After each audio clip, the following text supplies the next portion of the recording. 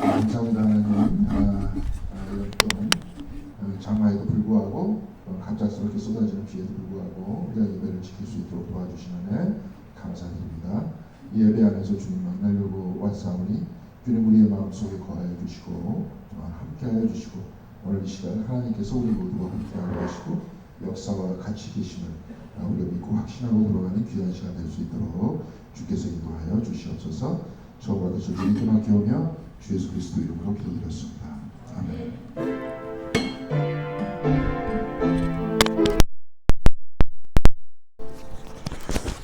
예, 좀 괜찮으십니까?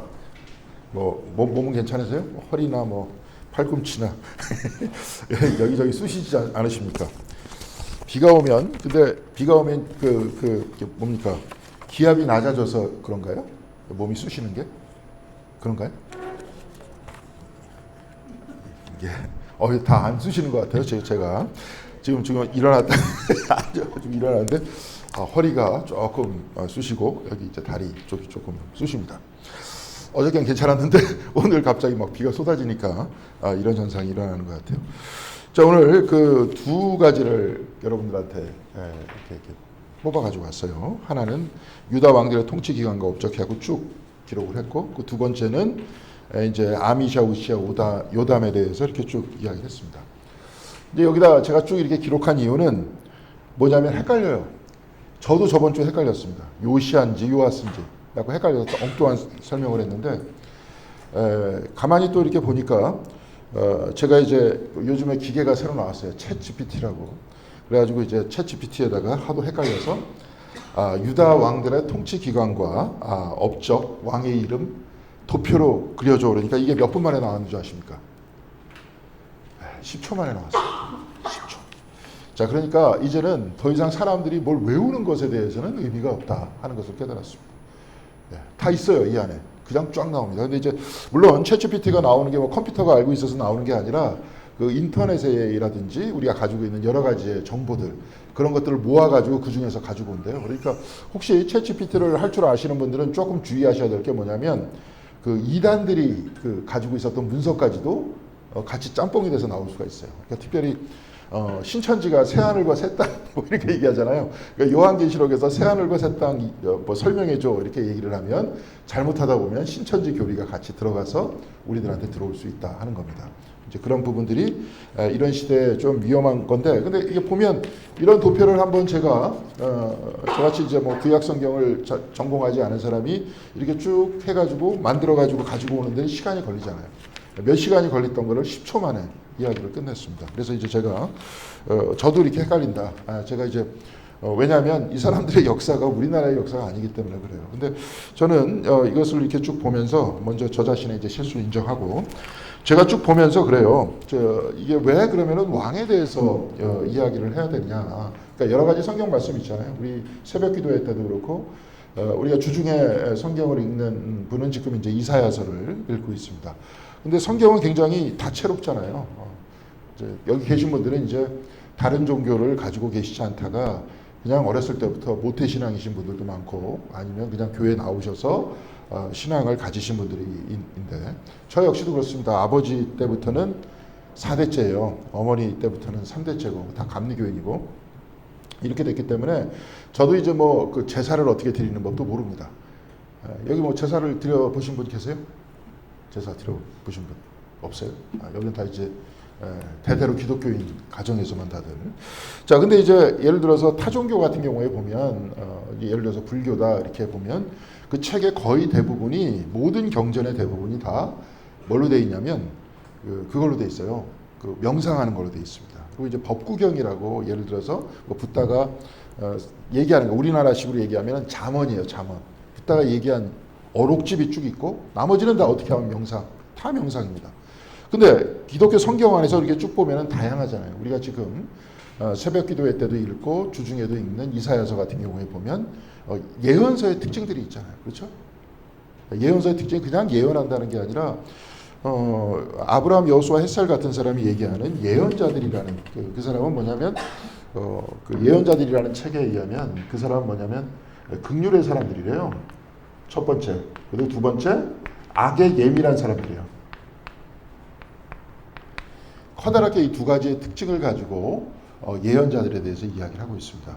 그러니까 특별히 이 사람들이 악에 예민하다 이 뜻을 가지고 우리가 아모스서라든지 이사야서는 좀 그래요. 이사야서도 마찬가지입니다. 앞부분 1장 부분을 이렇게 보면 이게 별일도 아닌 것 같은데 이 사람은 천지가 개벽했다는 식으로 막 난리를 칩니다. 이 사람들은. 그러니까 도대체 왜 그럴까? 근데 그 원인을 여기서 찾더라고요. 아브라함, 여호수아, 햇살 같은 사람은.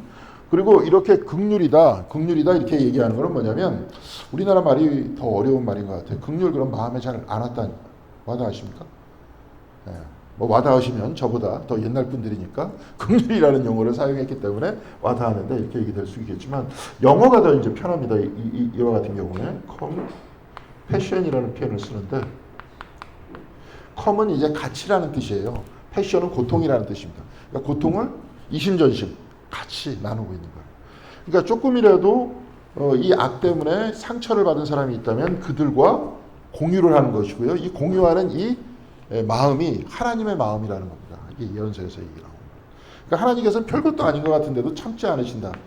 참지 않으시는 이유는 막 분노하신다 이런 뜻이 아니라 같이 아파하시고 같이 동행하신다는 거예요. 특별히 이제 성경 안에서는 성경은 누구의 시각으로 기록되어 있습니까? 이게 바깥에 있는 역사하고는 상관이 없이 성경을 이렇게 쭉 읽으면 성경은 편을 들어요. 보편적인 하나님에 대해서 이야기할 때도 있지만 때로는 편드는 하나님에 대해서 얘기합니다. 근데 하나님은 누구 편을 들어요? 강자의 편을 듭니까? 약자의 편을 듭니까? 약자 편을 들어요. 이게 성경의 불온 문서입니다. 예. 지배자들의 시각에서 올 때는 굉장히 불편한 책들이에요. 그래갖고 여러 가지로 뭐 비판을 많이 했었던 뭐 사람들도 역사적으로도 많았고, 근데 이제 강자의 편을 들어서 성경을 비판하는 그러한 부분도 있습니다. 근데 여기서 악에 예민하다는 것은 약자가 당하는 고통에 예민하시다는 그 이야기를 하고 있습니다. 그러니까 예언서는 이 이야기를 아주 강력하게 얘기를 하고 있는 거예요. 막 이렇게 긍휼의 이야기 속에서 막 하나님의 말씀을 전하다가 어떨 때는 막 인칭이 혼동된다. 그러니까 특히 이사야서 같은 경우에는 좀 심합니다. 예레미야서 같은 경우에는. 막 하나님의 말씀을 전하다가 이사야가 막 나 이사야가 그러다가 막 하나님께서 막 이러면서 막 혼동이 돼요. 그 마음은 이해하시겠죠. 긍휼의 마음이 있다 보면은 인칭이 혼동이 됩니다. 그러면서 그 어떤 역동적으로 막 이야기를 하다가 같이 아파하고 같이 슬퍼하는 이런 책들이 있는가 하면 오늘 우리가 읽는 저 역대기서 같은 책이 있어요. 이런 책도 이렇게 보면은 예언서들 이렇게 읽다 보면 굉장히 그래서 재밌습니다. 재밌기도 하고 감동적이기도 하고. 근데 역대기서 같은 경우에 보면 왕들의 이름이 지금 이렇게 쭉 나왔는데 제가 아예 그냥 애초에 이렇게 왕들의 이름을 쭉 얘기를 하고 금방금방 끝냈으면 더 좋지 않을까 이런 생각들을 많이 또 가져봤어요. 근데 이런 것들을 보면서 저는 이걸 준비하면서 한 두 가지 정도를 생각을 했어요. 그럼 왜 이 왕들에 대해서 우리가 공부를 해야 되느냐. 우리나라 왕도 아닌데. 그리고 이름도 막 헷갈리고 그 다음에 그 사람의 업적도 헷갈리고 그리고 또 열왕기 상하하고 왔다 갔다 하면서 또 헷갈리고 그러니까 헷갈리다 보니까 이거 뭐 헷갈린다는 거냐. 이렇게 쭉 보니까 이 성경이라는 거는 특별히 이런 얘기잖아요. 옛날에 누굽니까? 그 사람 누구죠? 그 성경책 좀 쉽게 써가지고 이렇게 쭉 메시지 이렇게 나온 거. 그분이 누구죠? 그 책으로 쭉 나왔잖아요. 책으로 이게 메시지라 그래가지고 유존 피터슨, 그 양반이 한번 유존 피터슨 그 책을 보다가 메시지가 아니고 다른 글을 한번 본 적이 있어요. 근데 그분이 성경을 보는 거는 나를 보는 거래요. 그러니까 성경은 뭐냐, 그러니까 거울이라는 거예요. 예. 근데 뭐 항상 그런 건 아니겠지만, 근데 이게 특별히 오늘 역대상, 역대하를 보면서 이 거울을 본다, 나를 본다는 것은 누구의 삶을 통해서 나를 보는 겁니까? 왕을 통해서 나를 보는 거예요. 자, 그러니까 왕이라는 존재도 뭐 특이한 존재가 아닙니다. 그냥 똑같아요. 근데 이들을 통해서 나를 본다는 거는 이게 뭡니까? 사실은 뭐 이제 뭐 우리가 성경책 안에서도 바울이 이런 이야기를 했죠. 뭐 왕 같은 제사장이다 이런 이야기하면서 모든 사람들 격상시키잖아요. 왕족이 따로 있는 게 아니라 모두 다 평등하게 얘기하죠, 그죠? 그리고 예수께서도 하나님의 아들이다 이렇게 말씀하시면서 주기도문 우리 저기 딱 얘기할 때 첫 절이 뭡니까? 하늘에 계신 우리 아버지잖아요. 예수님만 그런 게 아니라.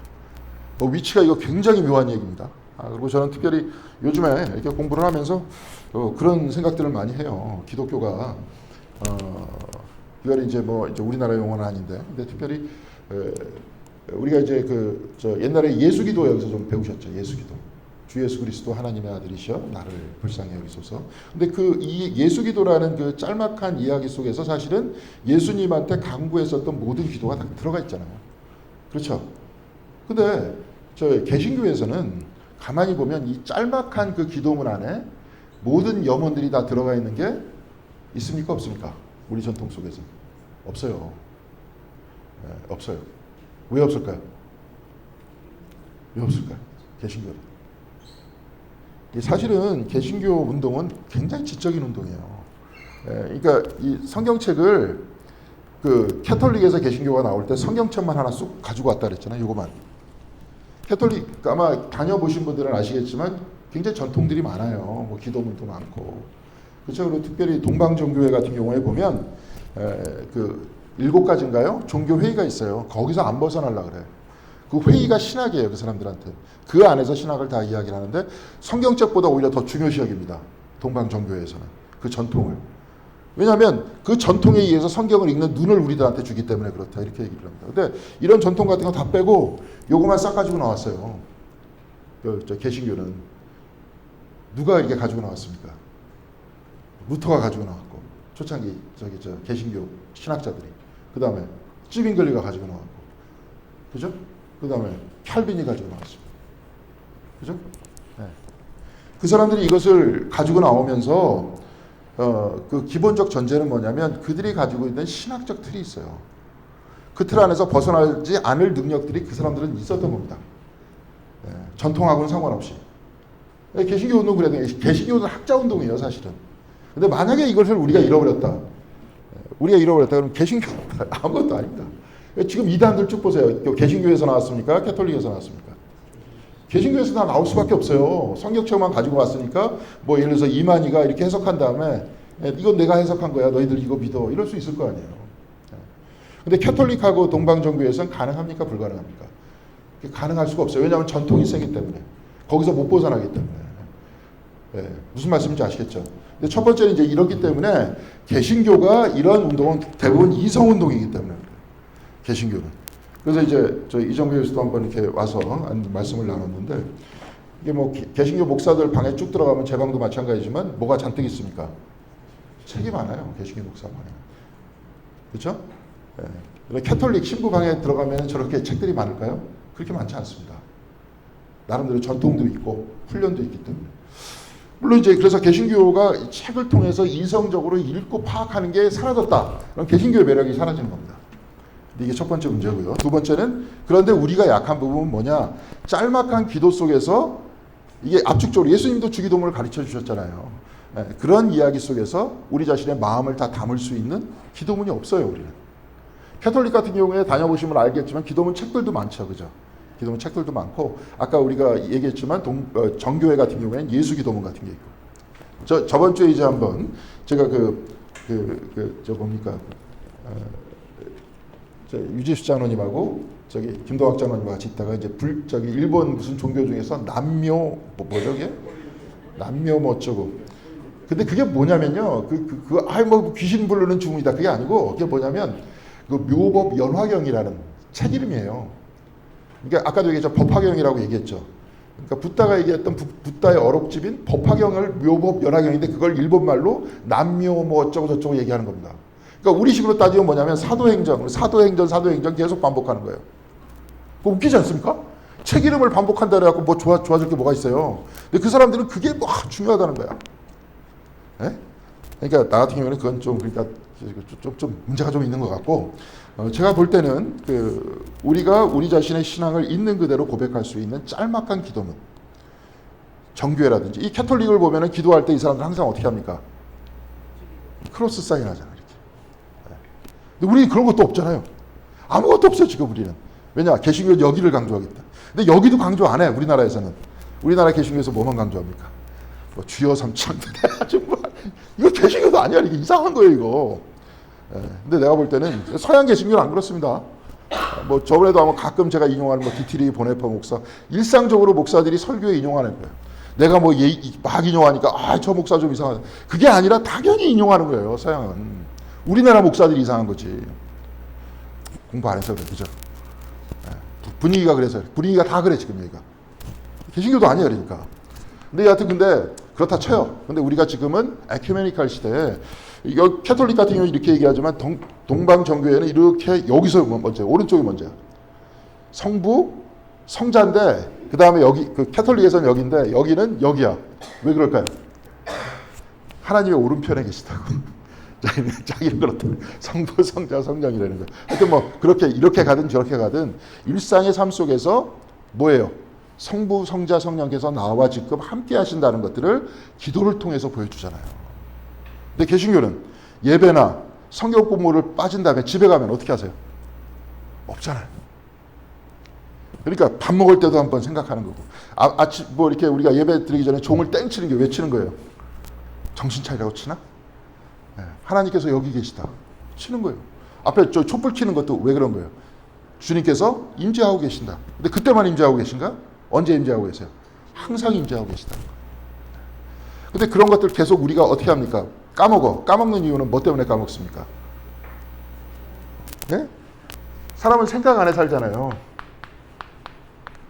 삶 속에 사는 것 같지만 생각 안에 살고 있습니다. 그렇죠? 여러분 이게 뭐예요?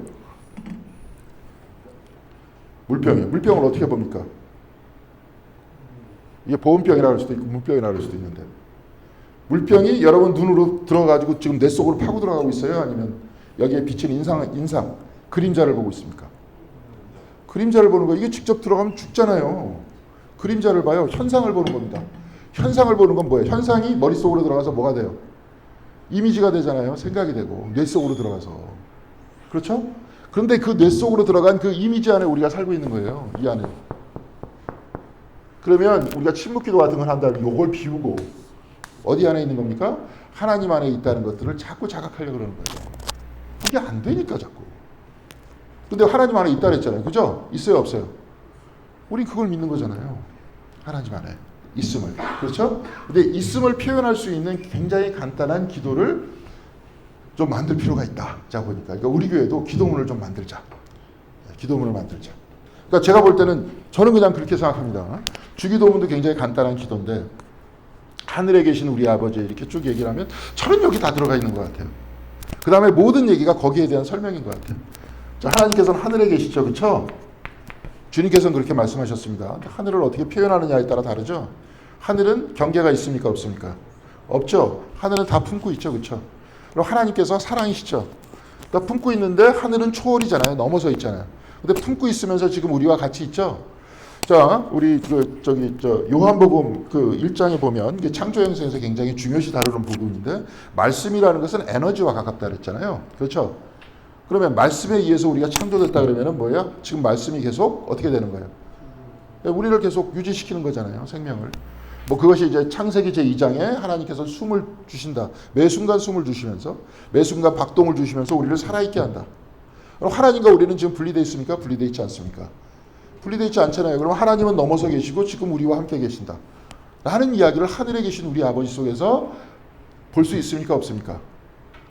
있죠? 그러니까 여러분들한테 딱 말씀드릴게요. 주기도문 다 해도 좋은데 자, 그 다음에 하늘에 계신 우리 아버지 이름이 이제 거룩하게 하시죠? 하나님을 항상 거룩하게 얘기해야 되잖아요. 나라에 임하옵시며 그 하나님의 나라가 지금 어디에 임하는 거예요?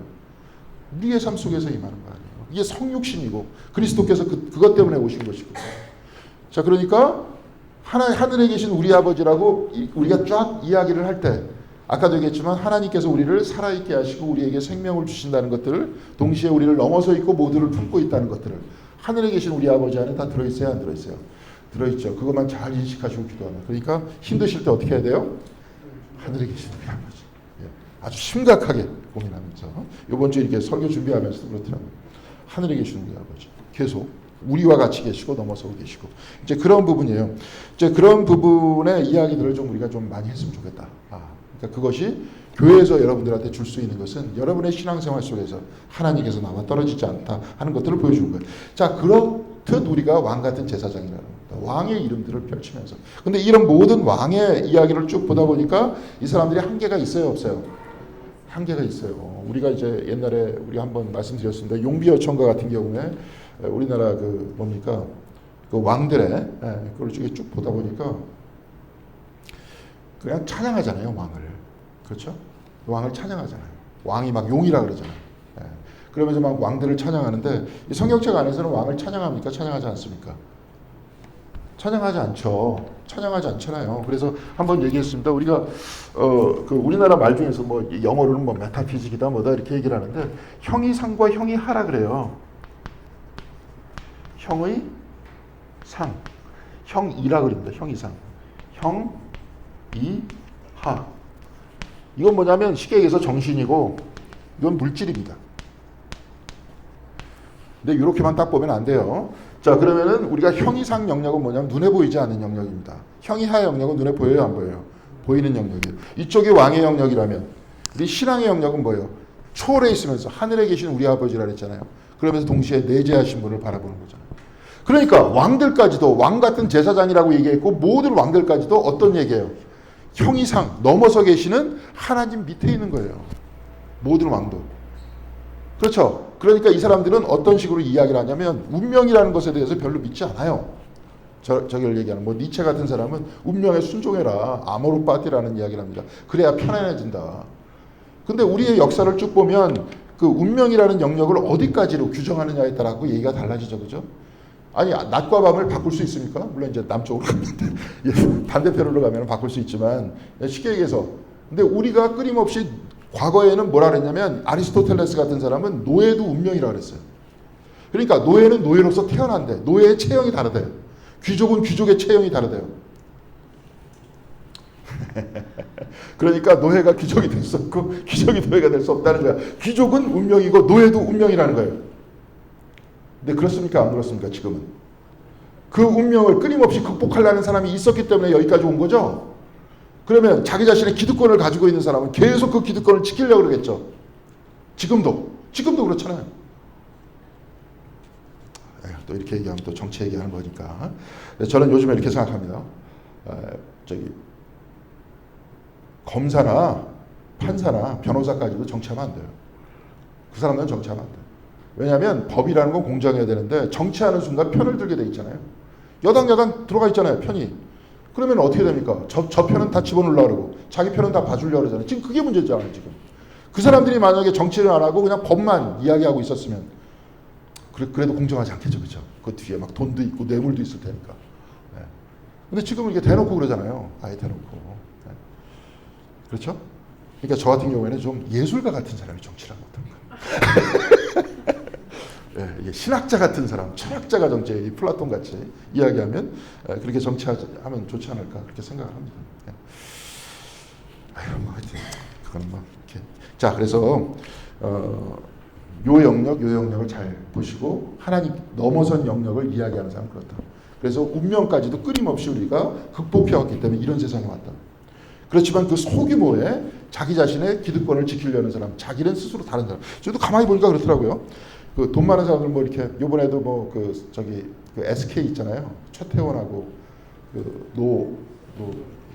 노소영 그 사람들도 다 결혼을 그렇게 하죠, 그죠? 보니까 그쪽 계통의 레벨에 있는 사람은 다 결혼을 그렇게 하더만 보니까 재산이 바깥으로 나가면 안 되니까. 여기 계신 이제 평범한 우리와 같은 사람 다 연애해서 낭만적으로 결혼을 하지만 그 사람들은 그렇게 결혼 안 합니다. 네. 그렇게 해요. 그러면서 재산을 안으로 들어오면서 그러면서 자기 자신의 것을 지키려고 그러잖아요. 그러면서 자기 라인에 따르다. 그래서 옛날에 그 요것만 얘기하고 자꾸 딴 얘기하다 보니까 그 셀트리온이라고 하죠. 셀트리온. 네, 몰라도 되는데 제약회사인데 그 사람이 그 옛날에 대우 다니던 사람이에요. 그 CEO가. 그래서 자수성가 한 사람. 대우 사원이었다가 대우가 망하니까 나와서 제약회사를 차렸는데 그게 커진 거예요. 셀트리온이. 그러니까 우리나라 지금 안에 있는 하여튼 자체적으로 이렇게 돈도 제일 많을 거예요. 제약회사 중에서. 근데 먼저 정권에서 사람들 다 불렀대. 우리나라 그 대기업 주들 있잖아요. 그 사람들이 이제 대기업 라인에 들어가니까 셀트리온도 쭉 불러가지고 같이 이제 만찬을 하는데 그 사람한테는 안 놀아주더라는데 다른 사람들이 뭐 한화, 뭐 LG, 뭐 삼성 그쪽에서 안 놀아주더라. 왜? 너는 평민이고 우린 귀족이야. 그잖아요. 거긴 대대로 내려온 거 아니에요. 그 사람은 자수성가 있잖아. 그러니까 그런 의식이 남아있는 거야 아직도. 그러면 자기네들끼리 계속 이렇게 하고. 근데 이제 그렇게 세상은 변해왔는데 아직까지도 그 영역에. 그래서 그런 영역이에요. 그러니까 계속 역사 안에서는 그 운명이라는 영역들을 계속 만들어내고 운명에 복종해 그래야 편해 이렇게 이야기를 하지만 뭐 삶과 죽음도 운명이죠, 그죠? 근데 기독교는 삶 죽음 자체도 인정합니까? 인정 안 합니까? 안 하잖아요. 영생 얘기하잖아요. 운명을 거스르잖아요. 끊임없이. 그렇게 얘기하다 보니까 성경책 안에서 이렇게 쭉 보니까 왕들에 대해서도 계속 비판을 가합니다. 왕도 똑같이 뭐예요? 하나님의 영역 안에 있는 존재. 이런 이야기를 합니다. 그 두 가지를 이제 제가 쫙 봤어요. 그래서 오늘도 이 왕을 볼 때 딴 사람 보는 게 아니라 뭐 이 사람들은 좀 특이한 사람들이고 우리랑 다르니까 그렇게 보지 말고 여기서 오늘도 뭐 아미샤라는 왕을 볼 때 여호아스라는 왕을 볼 때 그죠? 그다음에 뭐 우시아 왕은 유명한 왕이니까 뭐 이 사람을 볼 때도 누구를 봐야 됩니까? 나 자신을 봐야 되는 거예요. 이 사람이 어떨 땐 어땠고 나는 왜 이렇고 이런 부분들을 한번 살펴보시면 좋을 것 같습니다. 자, 25장에서부터 한번 아마샤 왕에 대해서 한번 쭉 읽는데 대체적으로 아마샤 왕도 괜찮은 왕이었는데 뭐 때문에 이렇게 됐다 하는 것을 보면 우리 자신을 되돌아볼 수 있습니다. 그리고 우리도 역시 마찬가지죠. 뭐 우린 이러지 말아야지라고 얘기하면서 막 난리치는데 우리도 다 장단점이 있습니다. 그죠? 여기서 애니어그램 다 한번 하셨었나요? 애니어그램 하니까 그때 어땠어요? 각각의 유형들은 다 어때요? 위로 레벨이 높이 올라가면 그때는 거기까지는 안 했습니다. 거기서는 각각의 유형이 레벨이 위로 올라가면 올라갈수록 다 비슷해요. 다 비슷하게 성자 비슷하게 바뀝니다. 레벨이 떨어지면 다 못돼지는데 레벨이 유형에 따라 가지고 다 달라져요. 예를 들어서 뭐 저 같은 4번 유형이다. 레벨이 올라가면 굉장히 영적으로 바뀝니다. 4번 유형의 특징. 근데 밑으로 내려가면 어떻게 하냐면 자살을 해요. 8번 유형 같은 경우에 레벨이 올라가면 굉장히 선한 리더가 돼. 근데 레벨이 떨어지면 어떻게 될 것 같아요? 교도소를 갑니다. 남들한테 상해를 입히기 때문에 그런 사람들은. 뭐 1번 유형 같은 경우에는 레벨이 떨어지면 뭐냐면 결벽증에 걸려요. 계속 손을 씻어도 계속. 왜냐하면 그 사람은 완벽주의자니까. 근데 레벨이 위로 올라가면 꼼꼼해지면서 다 참겨요. 근데 레벨 1번의 문제는 지적을 많이 하기 때문에 적들이 많이 생기죠. 조심해야 돼요. 하여튼 뭐 그렇습니다. 그래갖고 모든 것들이 그래요. 여기서도 마찬가지입니다. 모든 왕들이 똑같지만 이 사람들이 레벨이 올라간다는 거는 애니어그램식의 얘기고 우리 기독교식으로 얘기하면 어떤 얘기입니까? 여기 하나님께 가까이 다가가면 다가갈수록 이거보다도 이게 더 좋을 것 같아요. 옛날 프로티너스라는 철학자가 쓴 건데 빛이 달려요. 하나님. 이게 어거스틴이 이제 이걸 보고 다시 기독교로 돌아왔는데 빛과 가까이 다가가면 다가갈수록 그러니까 처음에 빛과 멀어지면 멀어질수록 어떻게 돼요? 세상과 가까워지는 거고 하나님과 가까워지면 가까워질수록 아까도 얘기했지만 애니어그램식으로도 하나님과 가까워질수록 레벨이 올라갈수록 성자로 바뀌고 그러면은 자기 자신을 볼 수 있겠죠. 근데 애니어그램을 계속 하기를 원했어요. 근데 우리 교회에서는 한 번, 두 번 하니까 벌써 관심이 싹 사라지더라고. 우리들한테 부족한 게 뭐냐면 꾸준함이 부족한 것 같아요. 우리 교회에서. 그건 그 정도는 진짜 수박 겉핥기만 한 거예요. 좀 더 해야 돼 사실은. 근데 여기서 쭉 가서 그럼 내 자신의 지금 영적 레벨이 어느 순간인가를 자기가 알 수 있죠. 각각의 레벨이 올라가면은 어떤 현상이 벌어지고 떨어지면 어떤 현상이 벌어지는지를 알게 되잖아요. 그럼 내가 지금 기도가 필요하구나. 내가 지금 자꾸 4번 유형 같은 경우에 부정적인 측면도 4번을 많이 보려고 그래요. 근데 그거는 특별히 자기 자신에 대해서 부정적인 측면이 많기 때문에 그러니까 사람이 자꾸 우울해져. 우울해지기 시작하고 막 이렇게 되다 보면 어떻게 해야 돼요? 그 우울감을 내려놓고 이거는 지금 내가 원래 속성상이 이렇구나. 그러면서 다시 올라가야 되는 거죠. 뭔 말인지 아시겠죠? 근데 여기서도 마찬가지입니다. 이 사람이 뭐 나쁜 점, 좋은 점 이렇게 얘기할 수도 있겠지만 이 사람이 하나님과 가까워질 때와 멀어질 때가 어떤 현상이 일어나는지 이렇게 보면 될 것 같아요. 자, 그래서 25장 1절 한번 같이 보겠습니다. 교독하도록 하겠습니다. 4절까지. 아마샤가 왕이 되었을 때 그는 25살이었다. 그는 예루살렘에서 29해 동안 다스렸다. 그의 어머니 여호아따는 예루살렘 사람이다.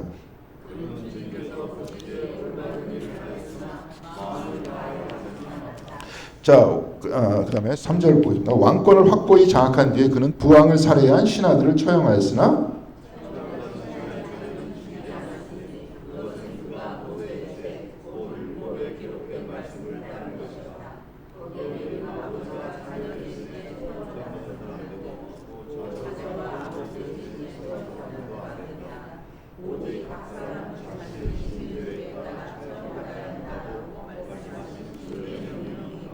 이 부분이 이제 아마샤라는 사람 여기서 이제 여러분들 왕 도표를 쭉 그려준 걸 한번 보세요. 그 아버지가 누굽니까? 요아스죠. 그죠? 성전수리 뭐 성전에 대해서 얘기가 나왔기 때문에 제가 헷갈렸다 그랬어요. 근데 요아스인데 성전수리 했고 종교 개혁을 했지만 요아스는 나중에 어떻게 됐어요? 신하들한테 죽잖아요. 신하들한테 죽으니까 그 죽였던 신하들을 어떻게 해야 돼요? 아마샤라는 사람이 죽였다는 거예요. 예, 보복을 했는데 4절에 보니까 신하의 자녀들은 죽이지 않았대. 그러니까 우리나라 옛날 뭐 조선시대 보면은 그냥 일족을 다 그냥 없애버리잖아요. 근데 일족을 없애버리지 않는 게 율법에 나와 있었다는 거예요. 그러니까 율법에 나와 있었는데 그 율법은 뭐 몇 가지가 쭉 나와 있는데 하나만 찾아보겠습니다. 신명기서 24장 16절. 누가 한번 찾아서 한번 읽어주세요. 신명기 24장 16절.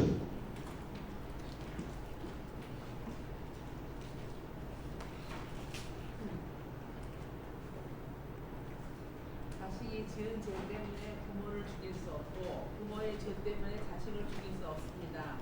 사람은 저마다 자기가 지은 죄 때문만 죽임을 당할 것입니다. 예, 이렇게 얘기가 나왔죠. 신명기서 이제 율법이요, 이게. 율법이 이렇게 나와 있다. 그리고 예레미야서 같은 경우에도 거기만 아버지가 신포도를 먹었다고 자식의 입이 쉬냐. 신포도 먹은 사람이 자기가 신 거 아니냐. 이제 그렇게 이야기를 합니다. 그래서 거기까지만 한다. 그러니까 여기서도 지금 오늘 두 가지를 얘기했습니다. 2절에 보니까 주님께서 보시기에는 올바른 일을 했다. 그렇지만 두 번째 문제가 된 건 뭡니까? 이탈릭처럼 썼죠? 마음을 다하지 않았다는 거예요. 여기까지는 옳은 일을 했어. 근데 마음을 다하지 않았다는 게 구체적으로 어떤 뜻이냐? 뭐 이건 여러 가지로 추측할 수 있잖아요. 그렇죠? 근데 여기서 말씀 속에서는 마음을 다하지 않았다는 것들을 한번 이야기를 해주고 있습니다. 11절 다 같이 읽겠습니다. 같이 읽겠습니다. 아마샤는 용기를 내어 출병하였다. 소금 계곡에 이르러서 세일 자손 10,000명을 죽였다. 그러니까 이제 죽였다 이렇게 해갖고 뭐 잔인하다 이렇게 보지 말고 당신은 정복이라는 게 하나님께서 향하시는 어떤 지배력이 넓어지는 것이다 이렇게 봤던 거예요. 이렇게 해석을 했어요. 그러니까 이제 여기 있는 폭력은 우리가 보지 마시고 우리 식으로 얘기하면 오히려 전도에 가까운 말이에요. 쭉 전도를 했다 이렇게 얘기가 나오는데 그래가지고 소금 계곡이라는 곳은 이제 쭉 보니까 어딘 것 같아요? 사해 근처인 것 같죠? 사해 근처인 것 같습니다. 혹시 미국에 계셨던 분들은 아시는 분들은 저쪽 제가 이사를 갈 때 보니까 저기 네바다 호수 네바다주를 지나가면서 샌프란시스코 쪽으로 이렇게 들어가다 보면 네바다주 끝에 그 사막이 있는데 거기 소금 사막이 있더라고요 보니까. 그러니까 과거에는 거기가 바다였겠죠. 그래가지고 바닥이 하해가지고 보니까 소금이에요. 이제 그런 데서 막 이런 데를 보는데 여기도 마찬가지로 사해 지역이었기 때문에 아마 소금 계곡이 있지 않았을까 이런 얘기입니다. 근데 거기서 세일 자손이라 그랬어요. 세일이면 누구 사람들이에요? 에돔 사람들입니다. 그러니까 에돔 사람들하고 싸워가지고 10,000명을 죽였대요. 그 다음에 14절, 자 14절 한번 같이 읽겠습니다. 같이 읽겠습니다. 아마샤는 에돔 사람들을 학살하고 돌아올 때 세일 자손의 신상들을 가져와서 자기의 신으로 모시고 그것들 앞에 경배하며 분향하다. 바로 이게 이제 마음을 다하지 않았다는 거예요. 온 마음이 다 하나님께로 향해 있었더라면 여기서는 지금 세일 자손의 신상들이라 그랬잖아요. 그걸 가져왔다 그랬잖아요. 이게 뭘 것 같습니까? 전리품이잖아요. 전리품의 마음을 뺏겼다는 거예요. 우리 식으로 얘기하면. 그래갖고 그 귀중한 고아들의 마음을 빼앗기기 시작해서 이제 하나님 중심의 삶이 뭐예요? 전리품 중심의 삶이 됐다는 거죠. 물론 여기서 신상이라고 나와 있지만. 그러니까 15절에 이제 거기에 대해서 기록이 나와 있습니다. 같이 읽겠습니다.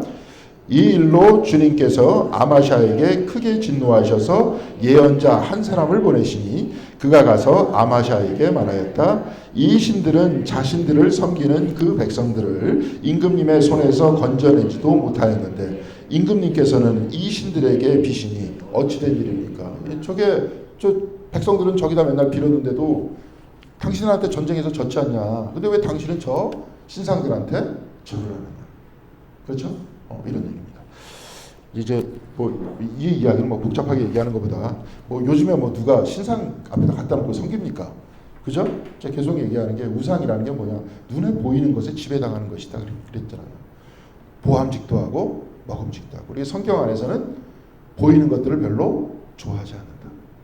그래서 여기서 몇 번 말씀드렸어요. 영어로는 seeing is believing, 보는 것은 믿는 것이다. 그래서 보는 것들이 굉장히 직접적이기 때문에 확실하다.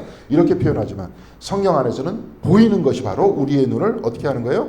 홀린다. 우리로 하여금 믿게 만든다. 그런 얘기입니다. 그래서 여기서도 마찬가지로 보이는 것에 마음을 뺏겼어요. 이 사람도. 그래서 최선을 다하지 않았다. 이런 얘기입니다. 그러니까 16절 같이 읽겠습니다.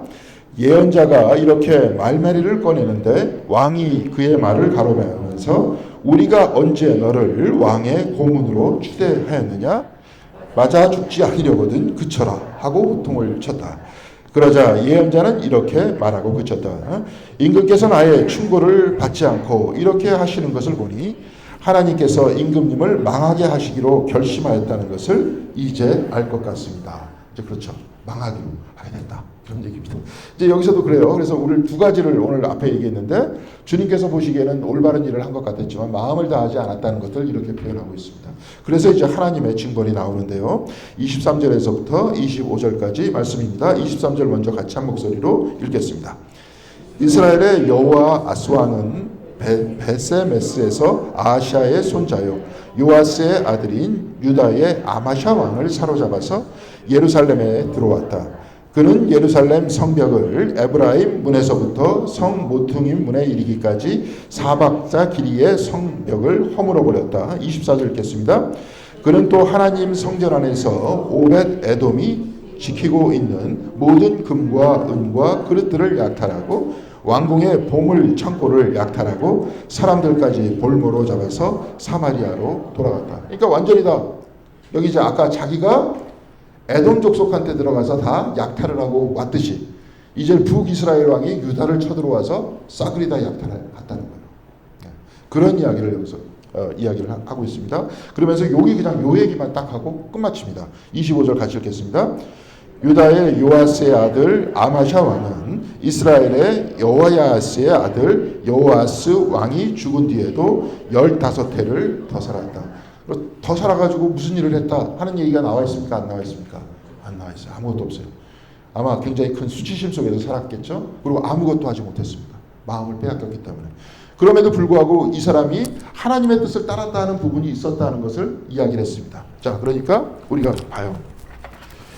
하나님께 처음에 가까이 있었습니다. 근데 멀어졌습니다. 근데 멀어졌던 이유는 뭘까요? 아마샤는 아까 정복했죠. 그래서 보암식도 하고 먹음식도 하는 것들을 가졌잖아요. 눈에 보이는 것들이 가졌잖아요. 그러니까 사실은 우리 모두는 이런 상태를 좋아하잖아요. 우리한테 물질도 좀 풍부하고 우리가 사고 싶은 것도 좀 사고 그렇죠. 돈 걱정도 좀 안 하고 뭐 거기까지는 좋은데 이 이상이 됐을 때 자기가 감당하지 못할 정도로 됐었을 때 그때는 사실 더 위험하다는 거죠. 이것 때문에 이것을 숭배하지 하나님께 나아가지 않는다는 겁니다. 지금 이 가만히 보면 저도 이제 요즘에 이런 말씀들을 많이 나누는데 지금 이제 현대인들이 뭐 지금 우리 교회만 그런 게 아니라 저도 어제 이제 장로인들을 만났는데 먼저 교회 그분들하고 만나서 잠깐 얘기를 하는데 뭐 그렇게 큰 교회는 지금 신경을 안 써요 사실. 교회가 그 정도로 사이즈가 되면 뭐 이제 위기감을 안 느낍니다. 근데 거기서도 이제 이야기를 했어요. 거기 있는 장로님 중에서 뭐 이제 교회 교단 사정에 대해서 좀 잘 아시는 분이 계셔서 쭉 얘기를 하는데 좀 미래가 좀 많이 어두운 것 같다. 그러면서 저 같은 경우에는 요즘에 그 교회에서 이사야서를 읽고 있는데 남은 자가 있다더라. 남은 자 얘기를 하면서 얘기를 하니까 그분 얘기도 자기가 볼 때는 앞으로 한참 멀었다. 한국 기독교는 한참 더 두드려 맞아야 되고 막 이렇게 돼야 된다. 그런 이야기를 지금 쭉 하세요. 근데 여하튼 교회도 지금 많이 어렵습니다. 제가 미래를 볼 때도 교회도 좀 많이 좀 그렇고 근데 이제 지금 젊은 사람들은 또 교회에 더 이상 안 들어오잖아요. 300~400명 그분도 그러더라고요. 장로인들 모임을 가질 때도 300~400명 되는 교회에서 주일학교도 없고 중고등부도 없는 교회가 수두룩하다. 그러니까 이제 앞으로 몇 년 안 남은 거예요. 지금 있는 세대들이 다 떠나시면 그렇죠. 지금 한 30~40년 남은 거예요. 길어봐야 떠나면 그 다음 세대들은. 그러니까 지금 뭐 옛날에 막 그랬잖아요. 유럽에 교회당은 무지하게 큰데 뭐 교인들 앞에서 한 10명 앉아가고 예배 드린다. 근데 그게 남의 얘기가 아니라 우리 얘기가 될 수 있다는 거예요. 지금 왜 그럴까? 왜 그럴 것 같아요? 여러 가지 이유가 있겠죠. 당연히 그 모든 이야기들이 이제 다 봐야 되는데 이제 피상적인 뭐 컨설팅 몇 번 해가지고 이렇게 될 이야기는 아닌 것 같아요. 근데 제가 가만히 보니까 저는 그런 것 같습니다. 이제 아마샤 왕도 그렇고 우리도 그렇고 저는 요즘에 저한테 저번 주에도 설교 말씀을 드렸지만 기독교인이냐 아니냐를 우리가 어떻게 구분할 수 있느냐. 진짜 자기가 하나님과 동행하고 뭐 기독교인이다. 이런 것들을 어떻게 동행할 수 있을까? 어떻게 할 수 있을 것 같아요? 대부분 우리가 이제 우리 설교할 때는 좀 그래요. 설교할 때 이렇게 하나님 위에서 해야 된다. 하나님의 뜻대로 살아야 된다 하는 이야기는 다 듣죠. 그죠? 그런 얘기를 많이 들었잖아요. 여태까지. 근데 우리가 가만히 보면 우리의 이야기 속에서 기도의 언어를 한번 봐요. 아까. 우리의 기도의 언어가 어떤 형태로 구성이 되어 있는지. 기도는 거의 대부분 뭘로 구성이 되어 있습니까? 하나님의 뜻 위에 서는 것, 하나님과 동행하는 것, 여기 이 언어로 구성이 되어 있을까요? 아니면 대단히 기복적인 언어로 구성이 되어 있을까요? 기복적인 언어로 구성이 되어 있잖아요. 기도는. 설교는 그렇게 나올 수 있어요. 우리 성경 공부할 때도 우리가 그래야지 이렇게 생각들을 합니다. 근데 우리가 일상을 살아나갈 때의 어떤 자기 자신의 표현은 하나님의 뜻 위에 서게 하소서, 하나님과 동행하게 하소서, 그리고 아까도 얘기했지만 하나님이 우리 주변에 있다 그러면 저 바깥에 있는 나뭇잎 속에서 주님의 숨결을 느끼게 하소서. 켈트 형성에서 많이 나오잖아요.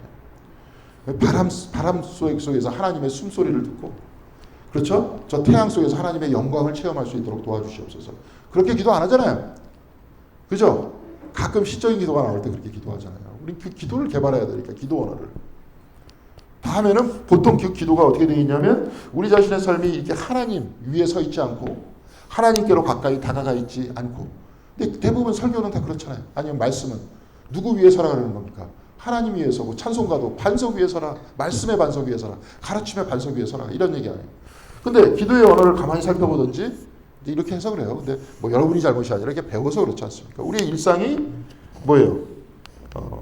나 잘 되고 가족 잘 되고, 아니면 나 성공하고 가족 성공하고, 이것을 위해서 하나님께 비는 거잖아요. 그렇죠? 그러니까 여기서도 가만히 보면 아마샤라는 왕도 마찬가지입니다. 처음에 하나님의 뜻대로 잘 살았다 그래도 나중에 판단이 될 때 뭐냐면 자기가 잘 살 때쯤 되면 하나님과 멀어져요. 그럼 이 사람의 기반은 하나님이에요? 아니면 자기 자신의 삶의 모습이었어요? 자기 자신의 어떤 삶의 성공이라든지 자기가 잘 사는 거, 여기에 기초하고 있었잖아요. 그러니까 하나님께 멀어지죠. 애초에도 그랬었어요. 근데 겉은 잘 따르는 것 같았지만 상황이 이렇게 되다 보니까 이렇게 되는 거예요. 그러니까 이렇게 쭉 보다 보면 역설적으로 한번 제가 말씀을 드렸지만 상황이 어려워질 때 하나님과 가까워지고, 상황이 멀어지면 하나님과 멀어지고, 좋아지면 하나님과 멀어지면, 상황이 좋아지는 게 하나님의 은총의 때예요? 아니면 상황이 나빠지는 게 하나님의 은총의 때입니까? 이게 역설이잖아요. 근데 가만히 보니까 그것 때문에 그런 게 아니라 제일 중요한 건 뭐냐면 하나님 위에 서 있느냐 아니면 세상 위에 서 있느냐, 요 차이점인 거예요. 뭔 말인지 아시겠죠? 그러면 여기서도 우리가 가만히 보면 기도도 마찬가지고 우리들의 관심사도 다 그거라면 세상 밖과 세상 안은 별 차이점이 없잖아요. 지금 세상 밖에 있는 사람 다 이렇게 살잖아요. 다 자기 잘 되고 막 이러는 걸로. 그리고 여기서도 몇 번 말씀드렸지만 많이 유치하다 그랬잖아요. 다니다 보면 자동차를 운전하는 분은 다 아실 겁니다. 막 그냥 특별히 뭐 BMW나 한 벤츠 정도 돼야 돼요. 그 정도로 그냥 막 들어옵니다. 옆에 자기 혹시 들어가면 뒤에서 거의 대부분 삑삑 눌러, 자기 앞에 쓰지 말라고. 감히 기아차가 BMW 앞에 껴들어서. 그러니까 이 인간 대우가 얼마나 천박해요. 사람의 모양을 뭘로 합니까? 당신이 탄 차가 당신을 말해주는 거 아니야. 감히 귀족들 따지는 거 아니야. 아까 뭐 최태원만 따지는 게 아니라 그런 사람 똑같잖아요. 네. 바깥에 있는 사람 다 그렇게 산다니까요. 근데 교회 안에 사는 사람들은 어떻게 살아야 돼요? 하나님의 반석 위에 서자라는 거예요. 그리고 하나님의 반석 위에 서 있어요. 우리는 아까 숨의 근원이 된다 그랬잖아요. 여기에다 하나님의 사랑이 꽉 차 있어요. 우리 이번 주에 이제 설교할 때 한번 인용할 그 얘기인데 여러분 다 보셨습니다. 그 빅년의 힐데가드라는 분이 여기 어떤 환상을 봤는데 이렇게 쭉 둥그런 원 속에 한 12개의 환상을 봅니다. 그 사람이. 뭐 환상 보는 사람도 있고 안 보는 사람도 있으니까 하여튼 뭐 환상을 잘 보는 분이었어요. 둥그런 원 속에 누군가 사람이 이렇게 서 있어요. 서 있는데 앞쪽에 이렇게 손을 앞으로 벌리고 있어요. 그러니까 그게 뭐냐면 치유하는 손이야. 앞으로 딱. 그리고 파란 색깔이에요. 파란 색깔이 과거에는 긍휼을 뜻했대요. 그때 당시의 문화가. 그러면서 이렇게 쭉 빙글빙글 이렇게 돼 있습니다. 근데 이게 보면은 원이 이렇게 하나 둘 이렇게 돼 있는 게 아니라 다 연결돼 있어. 쭉 원 자체가 하나로. 그러니까 온 전체, 이게 이제 우주 전체를 뜻하는데 우주 전체에 치유의 능력이, 그리스도의 치유의 능력이, 컴패션이라 그랬잖아요. 긍휼의 존재라 그랬잖아요. 그리스도의 치유의 힘이 온 우주에 퍼져 있다는 것들을 환상으로 본 겁니다. 그러니까 이런 사람들은 세상을 볼 때 어떻게 보는 거예요? 이런 환상을 본 사람들은 이 세상이 뭘로 꽉 차 있습니까? 그리스도의 사랑으로 꽉 차 있잖아요. 그렇죠? 네, 꽉 차 있는 것들을 보는 거예요. 항상. 그러면서 이 기도를 기억하면서 자기도 이제 그 사랑을 받았다는 것을 알고 있기 때문에 받은 사랑 크니까 사랑을 넘겨주는 겁니다. 그렇죠? 이게 기독교에 대해서. 자, 그러니까 이런 삶이 곧 궁극적 기반 위에 서 있는 삶이잖아요. 하나님의 기반 위에 서 있는 삶이고 하나님 안에서 하나님과 함께 사는 삶이잖아요. 이게 기독교인지 않습니까? 보면 성경 다 그렇게 돼 있어요. 근데 그렇게 돼 있으면서 이렇게 되면서 지치고 쓰러질 때마다 다시 나에게 힘달라고 기도해야 되고, 아까 켈트 형성식으로, 그렇죠, 하늘의 태양을 보면서 하나님의 영광을 볼 수 있도록 해달라고 그러고. 네. 그러면 그런 사람들이 시각이 달라지죠. 세상을 바라볼 때 똑같이 뭐 이렇게 봅니까? 그래서 우리 저번에 한번 프란체스코 잠깐 얘기할 때 빨개 벗고 그냥 하나님 찬양하라 그러니까 옆에 있는 그 주교가 옷주라고 그러면서 자기가 입고 있는 비단 옷을 딱 주니까 비단을 딱 봤더니 웃잖아요. 감히 이걸로 나를 덮으려고 그래. 그래서 옆에 있는 거지한테 갖다 주고 그냥 자기 떠나잖아. 삶이 달라지는 거예요. 기독교인 존재가 달라지는 거예요. 그렇게 하라고 하는 건데 이게 자꾸 이렇게 물질적 이게 다 사실 이게 기독교 신학 안에 있습니다. 우리 저기 성서 안에 있는 게 아니라 특별히 장로교 신학 안에 이런 게 있어요. 프리데스티네이션이라고 예정론 안에 이런 신학들이 들어가 있는데 이게 너무 커진 거예요. 비대해진 거예요. 그래서 이제 우리를 지배하고 있는데 지금 여하튼 그래요. 그러니까 여기서도 이 사람을 보니까 아마샤도 하나님과 가까이 있을 때는 어떤 때였느냐, 그냥 평상시에 이렇게 있다가 자기 자신의 물질이 풍요해졌을 때는 이렇게 됐어요. 근데 이 사람만 그러느냐? 그렇지 않아요. 여기 있는 왕들을 보니까 다 그래. 이제 그 다음 왕을 한번 보겠습니다. 역대하 26장 1절 같이 읽겠습니다. 같이 읽겠습니다. 유다의 온 백성은 우시아를 왕으로 삼아 그의 아버지 아마샤의 뒤를 잇게 하였다. 그가 왕이 되었을 때 그는 16살이었다. 그러니까 모든 사람이 다 또 추대를 했다는 거예요. 그렇죠? 굉장히 영광스럽게 된 거잖아요. 그렇죠? 모든 사람이 사랑했다. 그 사람을. 근데 이제 그 다음 절이 굉장히 재밌습니다. 3절 4절이 굉장히 재밌어요. 한번 같이 읽겠습니다. 3절 4절 한꺼번에 읽겠습니다. 우시아가 왕이 되었을 때 그는 16살이었다. 그는 예루살렘에서 52해 동안을 다스렸다. 그의 어머니 여볼리아는 예루살렘 태생이었다. 그는 자기의 아버지 아마샤가 한 모든 일을 본받아서 주님께서 보시기에 올바른 일을 하였다. 그 두 번째 이제 그 아마샤라는 사람 얘기하고 우시아 얘기할 때 항상 또 어머니 얘기를 하는데 어머니가 어느 쪽 사람이라 그랬어요? 예루살렘 태생이라 그랬죠. 근데 이제 쭉 보면 우리가 그 위쪽에 여기 왕 도표를 한번 보세요. 다섯 번째, 여섯 번째 왕 여호람하고 아하시아를 보면 여호람은 누구의 딸과 결혼했다 그랬어요? 북이스라엘의 왕 딸이에요. 그 다음에 아하시아는 또 누굽니까? 누구의 또 아들이에요? 북이스라엘 아왕 딸의 아들이에요. 여기서도 이제 막 수청이 일어났었잖아요. 한번 보니까. 그렇죠? 이세벨하고 비슷하게 행동을 하잖아요. 그러니까 여기서도 계속 어머니의 중요성을 굉장히 강조를 합니다. 근데 요즘에 어머니하고 자식들하고 이렇게 같이 있는 시간이 있나요?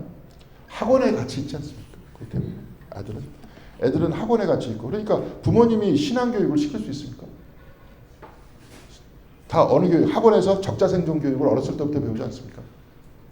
자, 우리가 다 만들었어요. 지금 젊은이들이 교회를 다 떠나고 이러는 것도 우리가 다 만들었습니다. 네. 그리고 그 선생들이 학원 선생이잖아요. 학교 선생도 아니고. 학교 선생이 그래도 소양 교육을 받았지만 학원 선생은 뭐만 주는 거예요? 지식 자체만 전달하는 거잖아요. 그것만. 그리고 나서 그걸로 인정을 받는 거 아니에요. 그러니까 아이들의 가치는 어떻게 됐을까요? 네. 그리고 애들이 이제 학원 가다 보면은 학교에서 뭐 하니? 그러니까 잔대요. 그래가지고 저번에 한번 사진을 딱 찍었어. 고등학교 애들. 여자들이니까 수업 듣는 애는 한두 명밖에 없고 다 자고 있어요. 그럼 수업은 어디서 듣니? 학원에서 듣는데. 그럼 공교육이 망가질까요? 안 망가질까요? 망가졌잖아요. 지금 이 세상을 누가 만들었습니까? 우리가 다 같이 만들었어요. 그럼 어떻게 바꿀 수 있을까요? 우리 교회에서부터 한번 그래볼까요? 학원 안 보내기 운동? 그러면 교회 안 나올 것 같은데 아무도. 지금 이제 다 우리가 만들었습니다. 다 우리가 이런 세상을 만들었고, 그래서 어렸을 때부터 경쟁을 배웠고요. 아까도 얘기했지만 여기서 구체적인 지금 시간이 많이 가서 다음 시간에 한번 혹시 시간이 있으면 말씀드리겠습니다. 떠날 수밖에 없는 구조로 지금 만들었습니다. 어렸을 때 꽤 키웠어요. 네, 그렇게 키웠고 그래서 그래요. 자, 6절 한번 6절에서부터 8절 이걸 한번 쭉 읽겠습니다. 같이 읽겠습니다. 우시아가 전쟁을 일으켜 블레셋과 싸우고 가드성과 야분의 성과 아스돗 성의 성벽들을 헐고 야스돗 땅과 블레셋 지역 안에 성읍들을 세웠다. 그는 하나님의 도움을 받아서 블레셋 사람과 그루바알에 사는 아라비아 사람들과 마흔 사람들을 쳤다. 암몬 사람이 우시아에게 조공을 바쳤다. 우시아가 매우 강하게 되었으므로 그의 이름이 저 멀리 이집트 땅에까지 퍼졌다. 그래서 제가 오른쪽에 이렇게 썼습니다. 우시아는 지금 이게 누구를 닮아 있는 겁니까? 지금 다 정복하고 돌아다녔어요. 누구를 닮았을까요? 다윗을 닮았잖아요. 지금 이 다윗의 모습을 보여주고 있는 거예요. 우시아를 통해서. 다 정복하니까 이제 저 멀리 이집트 땅에까지도 그를 칭송했다. 이런 얘기입니다. 그러니까 그게 우리 인식으로 지금 읽을 때는 그러니까 하나님의 이름이 우리의 이름을 통해서 퍼져나갔다. 이제 그렇게 지배를 뜻하는 건데요. 이 이야기는.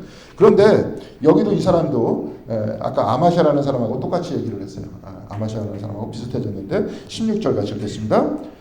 우시아는 힘이 세어지면서 교만하게 되더니 드디어 악한 일을 저지르고 말았다. 주님의 성전 안에 있는 분향 땅에다가 분향을 하려고 그리로 들어간 것이다. 이것은 주 하나님께 죄를 짓는 일이었다. 근데 아버지보다는 낫죠, 그죠? 아버지는 신상에 절을 했잖아요. 근데 이 사람은 그런 건 아니에요.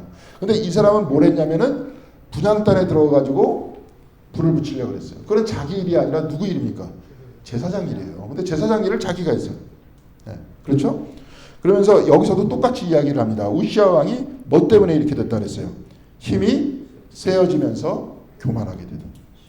이렇게 됐습니다. 힘이 세지면서 교만하게. 그러니까 아까도 제가 이렇게 역설적으로 두 가지를 얘기했습니다. 안 좋을 때는 하나님과 가까이 있고 좋아질 때는 하나님과 멀어지고. 역설입니다. 근데 만약에 우리가 진짜 신앙을 굳건히 갖고 하나님을 우리가 기반으로 살아간다면 자기가 좋아질 때 좋아지는 능력과 힘을 가지고 더 하나님께 영광을 돌리겠죠. 그렇죠? 네. 그런데 그렇지 못하잖아요. 사람들이. 자기의 영역이라고. 이 사람도 비슷합니다. 우리도 그래왔어요. 가만히 보니까. 그리고 여기 계신 모든 분들도 마찬가지일 겁니다. 저를 비롯해서 내가 하나님께 가장 간절하게 기도할 때 그리고 아까도 얘기했지만 저 하늘의 태양을 쳐다보면서 하나님의 영광을 바라보고 나뭇잎을 쳐다보면서 마치 그 흔들리는 모습 속에서 하나님의 숨결을 막 바라보려고 할 때 그때가 내가 잘 되고 있을 때였느냐 아니면 못 되고 있을 때였느냐. 가만히 보니까 안 돼가지고 아주 삶이 힘들어질 때 실존적으로 하나님 앞에서 고민할 때 그럴 때 오히려 하나님과 더 가까워졌다는 것을 느낄 수 있었습니다. 하여튼 마찬가지예요. 이 사람도 마찬가지예요. 그래서 17절 같이 읽겠습니다. 아사랴 제사장이 용감하고 힘이 센 주님의 제사장 80명을 데리고 왕의 뒤를 따라 들어가면서 쫙 들어갔어요. 이제. 근데 여기서는 제사장들이 영웅이라 그랬잖아요. 그죠? 역대상하는 제사장들이 쓴 책이기 때문에 그래요. 그러면서 18절에 이렇게 이야기했습니다. 같이 읽겠습니다. 우시아 왕을 말렸다. 제사장들이 외쳤다. 우시아 임금님께서는 들으십시오. 주님께 분향하는 일은 왕이 할 일이 아닙니다.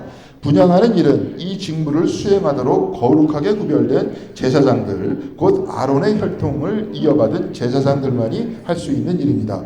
이 거룩한 곳에서 어서 물러나시기 바랍니다. 왕이 범죄하였으니 주 하나님께 높임을 받지 못할 것입니다. 멋지죠? 왕한테 지금 제사장이 이러잖아요. 우리 식으로 따지면 뭡니까? 대통령한테 저 같은 목사가 가가지고 얘기하면 어떻게 될까요? 듣지도 않죠. 만나주지 않을 건데 여기서 이런 이야기를 한 겁니다. 제사장이. 그런 얘기를 한 거예요. 이렇게 쭉 얘기를 하니까 19절에 이제 우시아 왕의 태도를 보자. 같이 읽겠습니다. 우시아는 성전한 분향 땅 옆에 서서 향로를 들고 막 분향하려다가 이 말을 듣고 화를 냈다. 그는 제사장들에게 화를 낼 때 그의 이마에 나병이 생겼다. 하여튼 뭐 진짜인지 아닌지 모르겠지만 여기서 이런 이야기를 하잖아요. 나병이 생겼다. 오히려 나병이 생기니까 우시아는 하나님과 더 가까워졌을까요? 가까워지지 않았을까요? 오히려 또 가까워졌겠죠. 그렇죠? 그래서 나중에 이사야서 보니까 6장에 뭐가 나옵니까? 우시아 왕이 죽던 해, 그런 성군이 죽던 해 하늘에서 비전을 보잖아요. 이사야가. 아주 그냥 주축이 된 왕이었어요. 그렇지만 이 사람은 이제 나병이 걸려서 더 이상 성전으로 들어가지 못했다는 거예요. 그런 기록이 있죠. 그죠? 나병 걸린 사람은 영내에 못 들어오잖아요. 근데 이 사람도 못 들어오는 거예요. 그래서 20절 같이 보겠습니다. 아사랴 대제사장과 다른 제사장들이 그를 살펴보고 그의 이마에 나병이 생길 것을 확인하고 그를 곧 그곳에서 쫓아냈다. 주님께서 우시아를 재앙으로 치셨으므로 그는 급히 나갔다. 이제는 복종하잖아요. 복종 안 하고 향단에 자기가 딱 불 붙이려고 그러다가 이제는 나병이 생겼다니까 급히 나갔다는 거예요. 이제 말 듣죠, 그죠? 말 들었을 때는 병이 생겼을 때입니까? 안 생겼을 때입니까?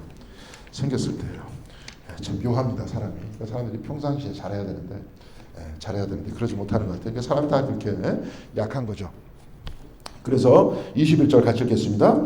그는 죽는 날까지 나병을 앓았다. 주님의 성전을 출입하는 것도 허용되지 않았으므로 나병 환자인 그는 별궁에 격리되어 여생을 보냈다. 왕자 요담이 왕실을 관리하며 나라의 백성을 다스렸다. 이제 왕자가 오히려 일찍 다스리게 됐다 하는 이야기입니다. 자, 이 제사장의 영역들을 7번만 거는 이제 비슷하게 그걸 볼 수 있죠. 우리 사무엘서를 보면 사울이 그죠? 블레셋을 치러 가기 블레셋인가요? 아말렉이죠. 아말렉을 블레셋인 것 같다. 블레셋을 치러 가기 전에 하나님께 예배를 드려야 되는데 사무엘이 안 와. 그러니까 어떻게 합니까? 자기가 불 붙여갖고 재단에 했잖아요. 그러니까 사무엘이 그 다음에 당신 잘못했다 지금. 그 다음부터 멀어지기 시작합니다. 그러니까 이제 영역들이 있는 거예요. 영역들이 있는 거고 지금도 이제 마찬가지죠. 목회자들의 영역이 있고 평신도들의 영역이 있고 우리 각각의 영역들을 서로가 존중해주면서 같이 가야 되는 거죠. 근데 제가 예전에 이제 지금 이제 목사님 돌아가셨는데 저번 주에 한번 얘기했었나요? 그 저쪽 을왕리에 그 교회가 하나 있는데 지금도 있습니다. 근데 그분은 그쪽에서 나왔는데 그 어떤 분이 그 교회 재정의 절반을 그분이 하세요. 대단하시죠. 우리 교회 재정의 절반을 그분이 하시는데 그 대신 조건이 있습니다. 매주 그 대표 기도는 그분이 하셔야 돼요.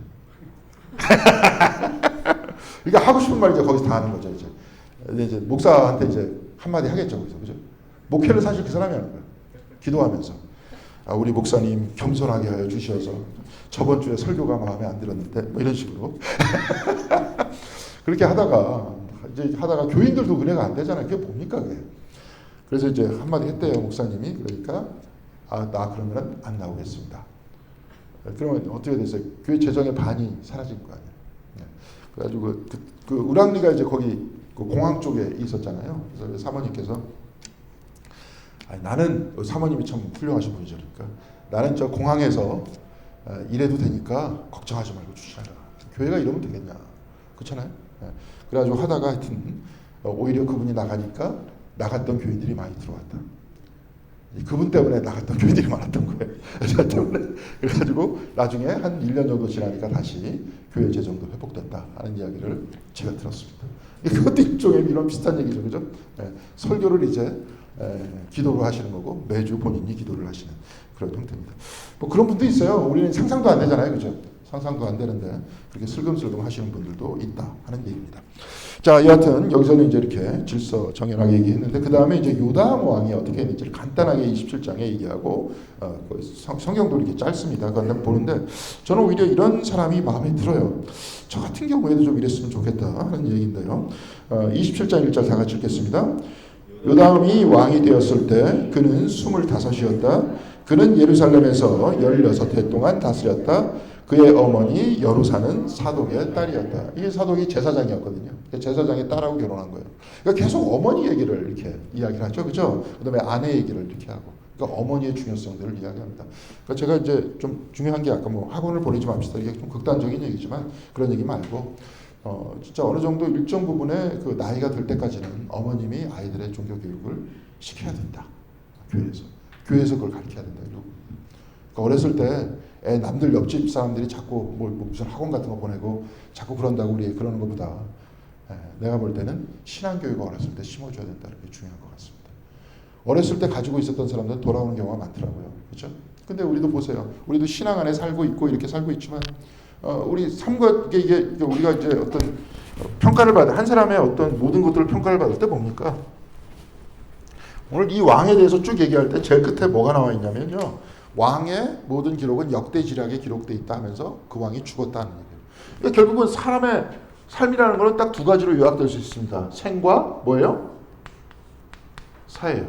자, 생과 사 쭉 얘기를 하면서 본인은 생 속에서 굉장히 남들한테 칭송을 듣고 남들이 자기를 좀 알아봐 주려고 하지만 나는 그렇잖아요. 나는. 근데 거울로 비추어서 딴 사람을 한번 보세요. 여기 계신 분들이 다른 분들의 삶에 대해서 이렇게 관심들이 있으십니까? 우리 교회에서 가만히 보니까 이렇게 관심이 있으신 분들이 있더라고요. 우리 교회가 아니라 저기 롯데캐슬에 사시는 분인데 저기 차를 댈 때마다 자꾸 이렇게 저 구청에 신고하고 그러니까 자기 자신의 몸 하나 건사하기도 힘든데 왜 자꾸 남에 대해서 이렇게 관심을 가지시는지. 근데 가끔은 이렇게 특이하신 분이 있습니다. 근데 그분은 남들 잘못된 것만 보는 거 아니에요. 근데 잘된 걸 볼까요? 그런 분들은 잘된 걸 별로 안 볼 것 같아.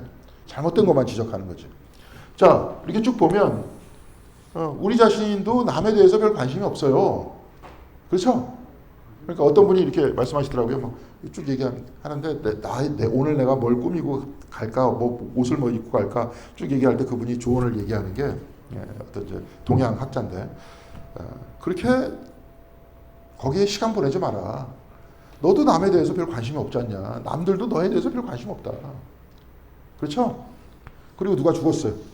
근데 처음에는 이제 부모님 같은 경우에 굉장히 많이 슬프죠. 근데 쭉 보면 저는 그런 것 같아요. 어떤 사람이 이렇게 커다랗게 나의 영역이 이렇게 있는데 그 사람이 차지하는 게 한 이 정도 된다. 특히 부모님들은 그러겠죠. 근데 점점 내가 성장하면서 점점 부모님의 영역은 작아지죠. 그죠? 그죠? 작아져요. 그리고 나중에 그분이 돌아가셨다. 그럼 처음에 한 이 정도 영역이었다가 돌아가셨으니까 많이 슬퍼졌지만 시간이 지나면요. 여기 사라져요. 그리고 사라지는 겁니다. 원래 또 그래야 내가 살 수 있잖아요. 나도 마찬가지예요. 딴 사람에 대해서. 네. 그렇죠? 별 관심 없습니다. 자, 이렇게 쭉 하면서 뭐 이제 우리가 여기 삶 속에서 어떻게 될까 막 이렇게 이야기를 하면서 막 좀 편하게 이게 점점 이렇게 우리도 그런 것 같아. 옛날에 비해서 굉장히 생활 수준은 지금 높아졌지만 지금 젊은 사람들이 쭉 보니까 자식들을 안 낳아. 그리고 결혼도 안 하려고 그래요. 그러니까 그 사람들의 눈에서 딱 비춰볼 때는 지금 우리가 사는 이 세상이 좋은 거예요, 나쁜 거예요?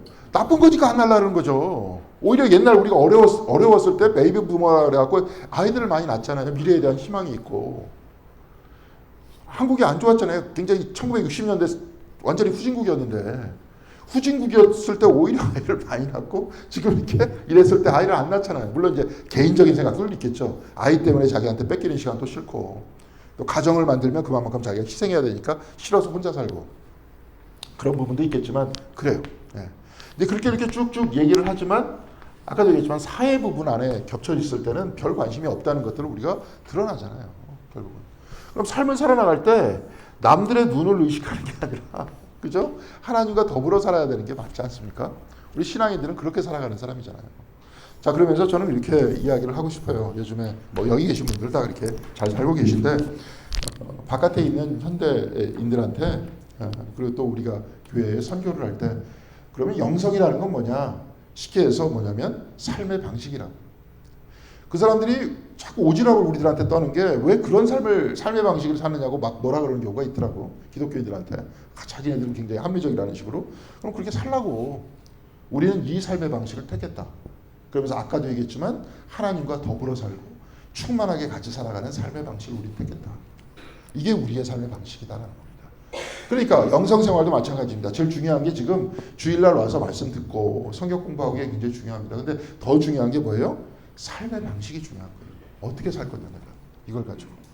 그러니까 아까도 좀 아까 얘기했지만 굉장히 단순한 기도가 많다. 캐톨릭도 그렇고 다른 쪽도 많고 우리도 주기도문 같은 게 있다. 그러면 기도할 때 교회에서 여러분들한테 줄 수 있는 거는 물론 목사가 계속 친하게 지낼 수도 있겠지만 더 중요한 건 뭐예요? 여러분들이 일상을 살아나갈 때 하나님과 더불어 살 수 있는 방법들을 우리가 서로 나누는 거잖아요. 그렇죠? 그래서 아침에 묵상 보내는 것도 그거예요. 근데 요즘에는 그걸 개발해야겠어요. 기도, 짧은 기도. 근데 우리가 그런 운동을 벌이는 것도 괜찮은 것 같습니다. 예수 기도도 마찬가지예요. 주 예수 그리스도 하나님의 아들이시여 나를 불쌍히 여기소서 호흡에 맞춰서 한다 이렇게 했지만 거기서 제일 처음에 들어갈 때 얘기는 뭐냐면 예수만 반복을 해요. 사실 호흡하면서. 그래도 되죠. 예수님에 대해서 다 알잖아요. 여러분.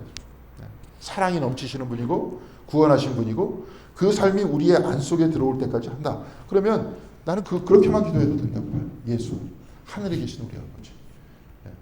그렇게 하면서 우리의 삶 속에서 하나님과 더불어 같이 있다는 것들을 자기가 알게 될 때 나중에 이게 확 와닿게 되면 어떻게 될 것 같습니까? 처음 얘기했잖아요. 은혜 받는다. 은혜 받는다는 게 뭐예요? 은혜 받는 거. 아니 뭐 뜬금없는 얘기가 아니라 은혜 받았다 그랬잖아. 은혜 받았다 막. 나 이제 주님 은혜 받았어. 우리 기도원 갔더니 은혜 받았어. 은혜 받은 게 뭐예요? 기도원 가갖고 목소리 신기 은혜 받은 겁니까? 아니잖아요. 하나님이 나를 사랑한다는 걸 알게 된 거 아니에요. 근데 그거 뭐 기도원 가갖고 막 이렇게 난리치다가 할 수도 있습니다. 근데 아까도 얘기했지만 반복하면 우리가 믿음을 가지고 반복하면 그래서 그것이 내 마음에 와닿으면 그 순간에 하나님께서 여기에 충만하다. 막 옛날 어떤 부흥사들 막 옛날 막 이랬잖아요. 이거 왜 그래? 이거 왜 그런 걸까 이게? 옛날 부흥사들 막 이랬죠? 이거 왜 그랬어요? 성령이? 자기가 하나님이에요? 성령이 자기? 나는 요즘 생각에 이렇게 얘기했던 게 하나님이 여기 계시다. 여기 계시다. 여기 계신 거예요. 지금 여기 계신 거예요.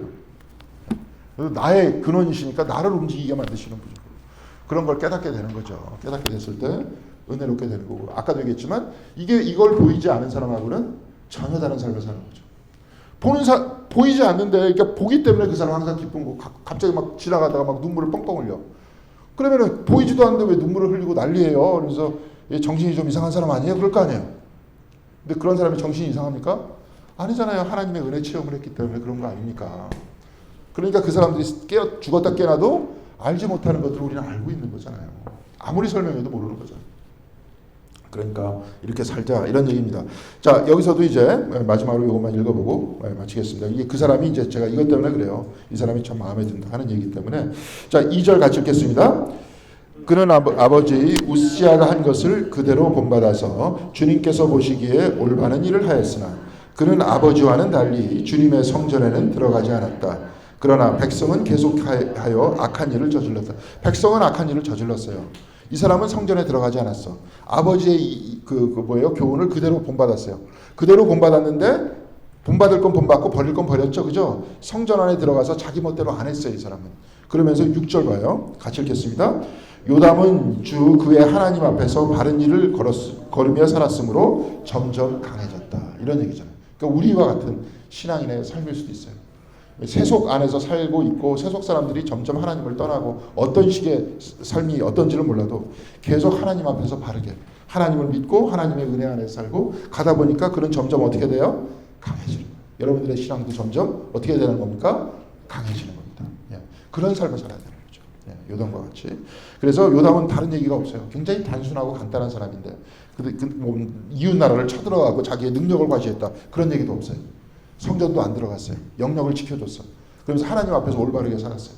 굉장히 영적인 사람이었어요. 그러면서 7절 같이 읽겠습니다. 요담이 다스리던 기간에 생긴 다른 사건들, 그거의 전쟁에 나가 싸운 것은 그와 그의 행적은 이스라엘과 유다 열왕기에 기록되어 있다. 이게 별로 이렇게 중요한 얘기가 없던 거예요. 별로 싸우지도 않았던 거고. 그 사람은 이렇게 살았다는 거예요. 자, 그래서 쭉 얘기하면서 왕들의 이야기를 본받았다, 본받지 않았다 이런 이야기를 쭉 쓰지만 사실은 여기서 굉장히 괜찮은 사람은 누굽니까? 요담이에요. 우시아 왕도 문제가 있었고 아마리아 왕도 문제가 있었어요. 근데 이도 분명히 문제가 있었을 텐데. 근데 사실은 커다란 문제가 없었던 건 뭐냐면 하나님 앞에서 바르게 살았다는 거예요. 그리고 영역들을 서로가 인정해 줬다는 겁니다. 자, 이렇게 얘기해서 저는 이렇게 쭉 보면서 오늘 세 명의 왕을 보면서 남을 평가하지 말고 사실 아마시아를 통해서 누굴 봐야 돼요? 나를 봐야 되고 또 우시아를 통해서도 나를 봐야 되고 요담을 통해서도 나를 봐야 됩니다. 이렇게 보면서 이들의 또한 그 역사 속에서 또 이스라엘을 어떻게 만들어 나가고 하나님께서 어떻게 사랑하셨다는 것들을 보여주고 있습니다. 자, 우리가 이렇게 쭉 보니까 지금 어디 요담까지 11번까지 갔죠, 그죠? 예, 12번에서 20번까지 우리 이제 왕이 있습니다. 다음 주에도 이걸 버리지 말고 성역자에 끼워 놓으시고 이걸 가지고 오시면 쭉 보면 좋을 것 같고요. 하여튼 뭐 이렇게 하면서 보면 될 것 같고 이들을 통해서 나 자신을 보면 좋을 것 같다 하는 생각이 듭니다. 자, 여태까지 새 왕을 잠깐 보고 우리가 도표를 보면서 우리 자신을 바라봐야 된다, 하나님을 향해 있어야 된다 하는 것을 여러분들과 이야기를 나눴습니다. 혹시 이렇게 뭐 궁금하신 점 있으십니까? 없죠? 오늘도 이 왕들을 통해서 제 이야기는 똑같습니다. 저도 이제 어차피 전하는 영역은 말이 또 계속 많아지는데 비판할 거는 비판하고 좋은 얘기만 이렇게 쭉 하다가 끝내는 것보다 비판할 건 비판하고 가야 되는 게 맞죠. 자, 우리 기독교는 뭡니까? 기독이 무슨 뜻이에요? 기독. 예? 그리스도. 자, 그리스도교입니다. 그리스도교인데 우리 신앙체계 안에서 굉장히 신학적 의미가 강해요. 그리스도 중심으로 우리가 삼위일체교라고 얘기 안 하잖아요. 근데 우리는 삼위일체를 믿잖아요. 그죠? 예, 근데 우리는 너무 그리스도만 강조하다 보니까 어떤 현상이 벌어지냐면 이게 죽음이라 그럴까요? 이게 여기가 삶입니다. 자, 삶 이후에 죽음을 넘어선 이 초월만 자꾸 이렇게 강조하는 경향이 있습니다. 죽음 이후에. 그죠? 죽고 천국 가는 거. 그렇죠? 그러면 삶은 뭘로 채울까요? 삶은. 그래서 아까 같이 자꾸 이렇게 기복으로 채운 거였어요. 우리 일상적인 삶이. 자, 그럼 우리가 만약에 삼위일체를 생각을 해보면서 성부의, 우리의 생명이 근원이 되시는 성부 하나님과 우리 자신의 일상 속에서 같이 하시는 성령 하나님을 생각해 보면 어떻게 될까요? 삶은 뭘로 채워질까요? 일상은 우리 자신의 생명이 근원이 되시는 성부 하나님과, 그렇죠? 우리 삶과 동행하시는 성령 하나님, 우리의 본이 되시는 그리스도, 그렇죠? 예. 동행하면서 그다음에 어떻게 해요? 이런 순례의 길을 걸어가면서 죽을 때까지 이 길을 걸어가는 거죠. 그죠? 이게 신앙생활이잖아요. 근데 너무 이제 이 부분만 강조를 하다 보니까 죽음 이후에만 이야기를 하게 되고 이 부분은 공간이 채워졌다. 그러니까 이제부터는 한국 기독교가 자주 얘기하잖아요. 이렇게 해봐야 소용이 없다. 이렇게 다 바라고 막 이러고 이런 얘기하고 성공한 사람 다 자꾸 좋아하다 보니까 교회도 망가지고 큰 교회도 문제가 생기고 그렇습니다. 근데 이제 여기서 볼 때 우리 모두가 이제부터는 동행하신 하나님에 대해서 좀 더 인식하시고 아까도 이제 기도문을 만들어야 되겠다 그런 얘기를 말씀을 드렸는데 그런 기도문도 하고 우리가 또 이제 예수기도나 우리가 여기서 이렇게 침묵기도 같은 거 하죠. 아까도 생각 안에 산다 그랬잖아요. 생각을 비우고 같이 계신 하나님을 붙들고 그런 운동을 하고 그런 거 하면 그냥 알려고 하지도 않아요. 죄송합니다. 제가 이제 여러분 느낀 게 뭐냐면 들으려고 하질 않아. 알려고 하지도 않고. 그래도 좀 공부 좀 한 사람입니다. 근데 만약에 이 사람도 아니었으면 저는 이렇게 가만히 보니까 이 목사님들을 요즘에 아주 불쌍해 죽겠어요. 요즘에 무시당하는 모습들을 보면서 그것도 이렇게 좀 하고 막 이렇게 한 사람들 이렇게 얘기해도 안 됐는데 그런 사람 얼마나 무시할까? 죄송합니다. 여러분은 우리 교회는 안 그런데 딴 교회는 그래요. 딴 교회는 그런 사람 좀 많아요. 많이 또 경험했고 저한테도 저도 한번 먼저 교회 있을 때는 설교 딱 끝나고 나오니까 외교부 차관이었던 인간이에요. 아직도 그 얼굴도 잊혀지지 않는데 갑자기 끝나자마자 대부분 악수하고 뭐 가잖아요. 뭐 은혜 받았다 그러기도 하고 뭐 우리 교회는 그런 말 잘 안 하니까 그냥 악수하고 갑니다. 딱 나오자마자 손가락 딱 하면서 아는 체 하지 마. 이런 인간이 또 복받은 인간이라고 돈 많이 내니까 헌금 많이 내니까 그러고 있습니다. 참 지금 생각해도 아주 어이가 없어서. 근데 지금도 그때 참을 힘을 주신 하나님께 감사합니다. 막 그냥 손이 이렇게 올라가려 했었는데 올라가려 했었는데 그랬었습니다. 근데 이제 그래요. 근데 제가 아까 말씀드린 내용은 다 여러분들 위해서 우리 자신의 신앙생활을 위해서. 왜냐하면 아까도 얘기했지만 생각 중심으로 살고 관념 안에서 살기 때문에 대부분 그러면서 세상을 만들면서 사니까 그렇잖아요. 여러분들이 마음이 편안해지고 하나님과 같이 있었다 그러면 갑자기 세상이 좋아 보입니까? 나빠 보입니까? 이게 뭐 나무를 봐도 어떤 분은 뭐 하늘을 향해서 기도하는 듯이 보인다. 태양을 봐도 나를 아주 그냥 여러분 다 느꼈을 거예요. 다 모든 면들이 뭐 때문에 생겼습니까? 마음 때문에 생겼잖아요. 나의 생각을 잠깐 멈춰주고 그 다음에 하나님의 은혜에 대한 사랑에 대한 것을 느꼈을 때 그때 이렇게 딱 체험을 하지 않습니까? 그러니까 그러자고 자꾸 그러는 거예요. 일상 안에서. 그래서 일상에 기뻐야 되잖아요. 그렇죠? 우리가. 그게 세상 사람들보다 기뻐야 되잖아요. 근데 뭐 별로 기쁜 것도 아니고 바깥에서 원하는 거 똑같이 원하고 오히려 집착이 더 강하고. 근데 교회 왜 나오겠습니까? 이제 우리들도 이제 앞으로 교회 오랫동안 나왔으니까 이해는 다 하셨을 겁니다. 그렇게 하셔서 짧은 기도문도 앞으로 교회에서도 생각을 많이 하고 있고, 자, 그리고 침묵도 그것 때문에 침묵하는 거고, 그래서 하나님 안에 늘 동행하시고, 혹시라도 그래서 체험이 있으면 같이 그 체험을 나누고, 저는 그런 것 같아요.